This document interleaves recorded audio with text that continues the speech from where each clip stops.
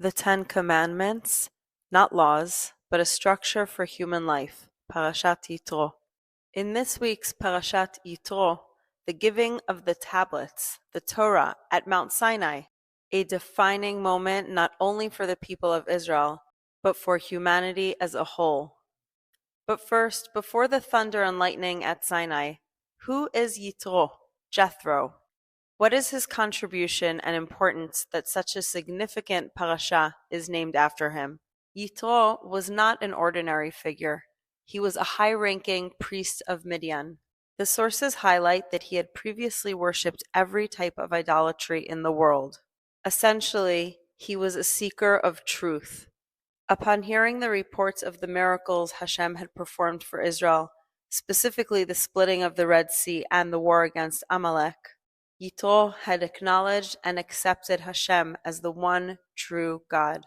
Yitro did not come alone. He brought with him Tzipporah, Moshe's wife, and their two sons, Gershom and Eliezer, whom Moshe had not seen since leaving for Egypt to save the Israelites.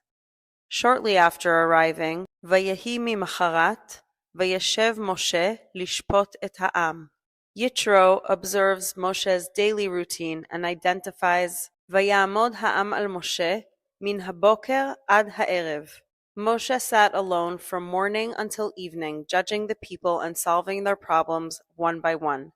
Yitro notices the burnout. He says to Moshe, Lo tov hadavar asher ata oseh. The thing that you are doing is not good.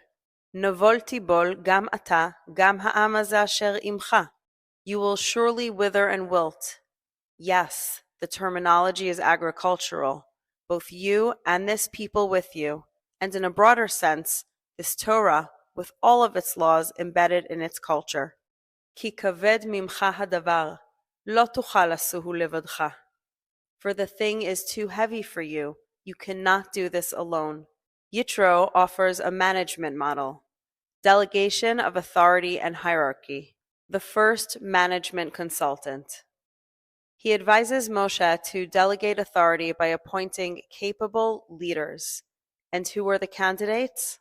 Ve'ata techazeh mikol ha'am, seek from the entire people, anshei chayil, people of valor, of doing, yir'ei elokim, God-fearing, anshei emet, people of truth, son'ei betza, who despise greediness. And their role? You shall place them leaders of thousands, leaders of hundreds, leaders of 50s, and leaders of 10s. Judicial hierarchy that will ease and streamline Moshe's leadership and allow the Torah to be properly sustained and Bnei Israel to flourish in its light. And now to the main event, the revelation at Sinai. Ve'anan kaved al hahar, ve'kol shofar chazak me'od. And a thick cloud upon the mountain, and the voice of a shofar exceedingly loud. V'har Sinai ashan kulo, mipnei asher yarad alav Hashem ba'esh. And Mount Sinai was altogether in smoke, because Hashem descended upon it in fire. Our sages describe that the revelation did not impact only the people of Israel, but all of creation.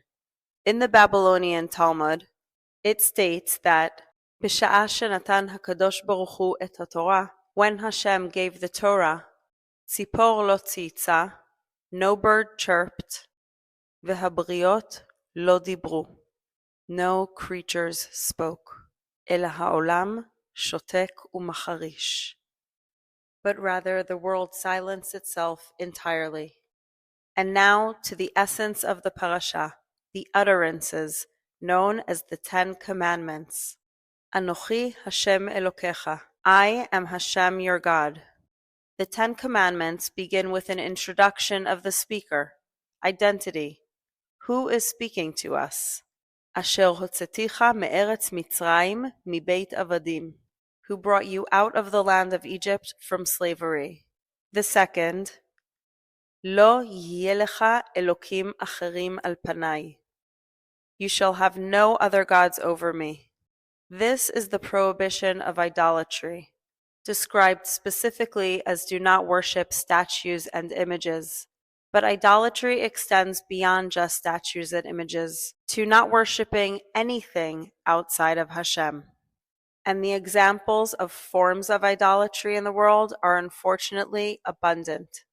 Whereas one may acknowledge the awesomeness of natural forces like the sun, we must not attribute a characteristic of godliness or worship the sun as an independent governing force. The sun, too, is a creation of and subordinate to Hashem, just as all other forms of creation are in the natural world, such as the variety of animals, cats, and snakes worshipped in ancient Egypt, and all the way to modern-day worship of power, money, or physical, tangible things or practices. Lo tishtachave lahem velo ta'avdem. Do not bow to them, do not work them. The third, Lo tisa et shem Hashem Elokecha lashav. You shall not use Hashem's name in vain. Here we address the sanctity of speech. Do not use Hashem's name to justify lies, for power, or manipulation. In fact, don't use it at all unless intentionally for His sanctification, and never expressly. Consider your next casual OMG.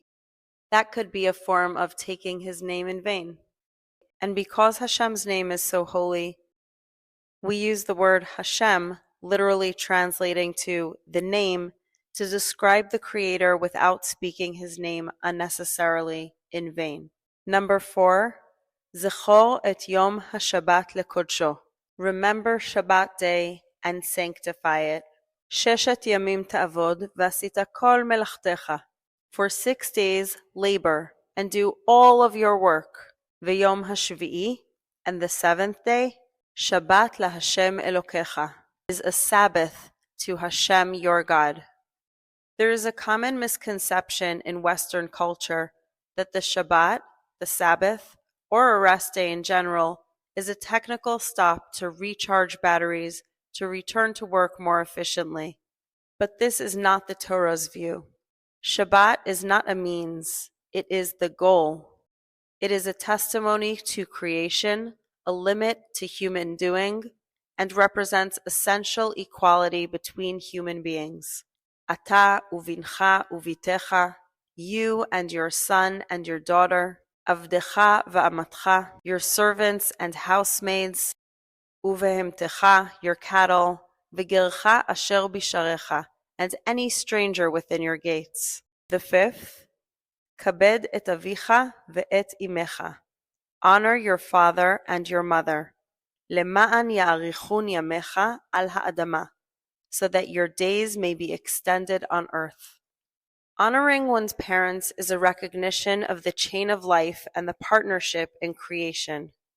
There are 3 partners in the creation of a person: a father, a mother, and the Almighty, Hashem. A person who does not honor those who gave him life will struggle to honor any authority, human or divine.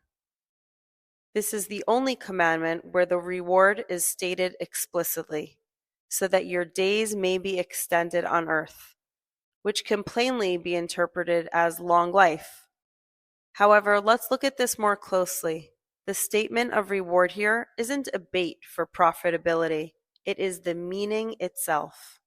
This 5th commandment, or utterance, acts as the bridge between the first 5 commandments, the positives, the do's, between humans and the Creator, and the final last 5 utterances, the negatives, the do nots, between humans and themselves.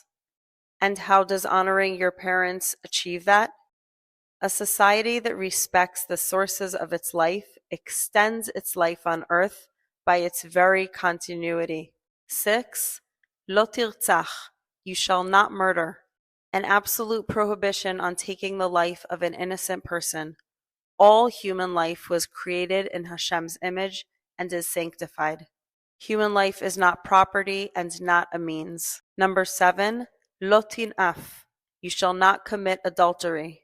The infrastructure of society is not based solely on romantic fidelity, as we could plainly read, but more broadly on boundaries, trust, continuity, and truthful identity. Number 8, Lo tignov, you shall not steal. This certainly includes stealing something tangible, actual, but also extends to stealing time, stealing sleep, or stealing someone's reputation. These are actually considered worse.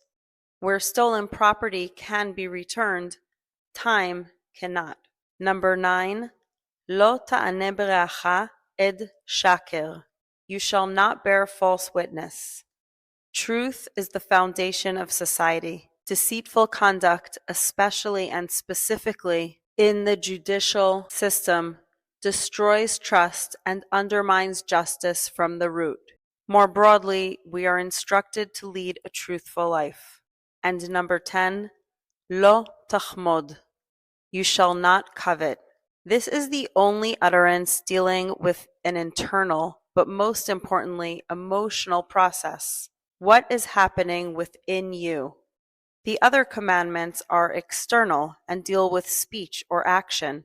This one deals with your thoughts, your wants, desires, and specifically, Beit re'echa, lo tachmod et eshet re'echa, ve'avado, ve'amato, ve'shoro, ve'chamoro, your fellow's house, his wife, his servants, employees, ox, donkey, Portia, concluding with the broad disclosure, V'kol asher l're'echa, and all that is your fellows.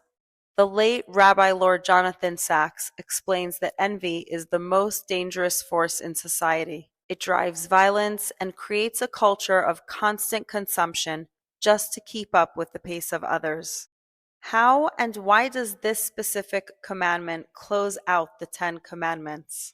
Let's recap from the starting point of I am Hashem your Lord, or who am I before a God who is not seen, to the ending point of do not covet. Who am I when no one sees me but myself? The entire Torah moves between these two poles. The utterances are not a linear list, but an educational circle.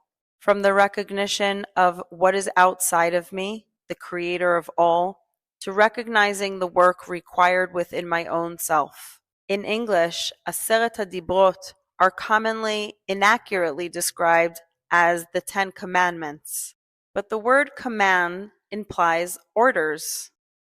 The Hebrew word dibrot are utterances, not just commandments or a list of 10 orders. They're plainly translated as spoken words, things. Not every utterance is a single commandment, a single order, or action item. I am Hashem is a statement of identity, not a command.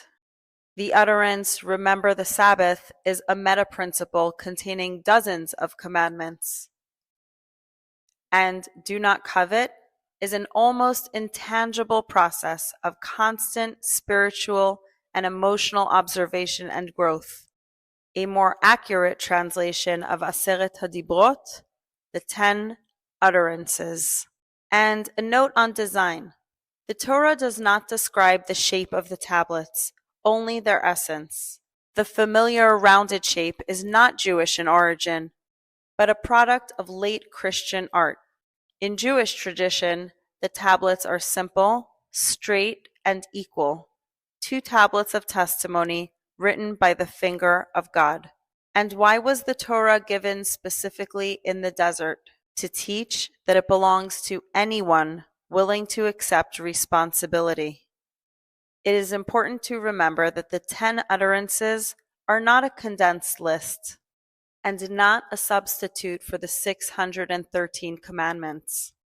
They are not just a list or an idea, but a way of life. In the morning blessings, before studying Torah, we bless Hashem who commanded us la'asok b'divrei Torah, to occupy ourselves with things of Torah. Not just to learn, but to occupy ourselves, essentially, to live, to apply, and to bear responsibility in all layers of life, from the most outworldly divine to the social, through the tangible physical, and inward to one's self. The Hebrew word esek relates to business or occupation. Just as one is constantly and actively involved in their business or occupation, a Jew is commanded to be actively involved in the application of Torah values to his own reality. We'll meet next week for Parashat Mishpatim, laws, where the specifics of Torah practice are spelled out. Shabbat Shalom.